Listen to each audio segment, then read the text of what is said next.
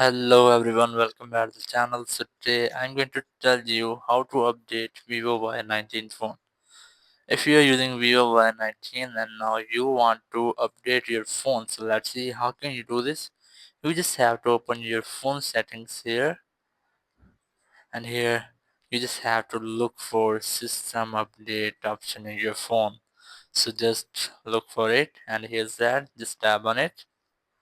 And for this you just have to make sure that you are connected to a stable internet connection, but if you don't, you just have to enable your airplane mode and briefly wait for 10 or 15 seconds, and after that you have to disable it. It will make a quick refresh in your network settings, and after that just scroll up, go for settings, and here just tap on three dots and then tap on update settings, and here you just have to tap on smart upgrade. You have to make sure that these settings have been enabled. Now go back, go to main settings, and then select system update again.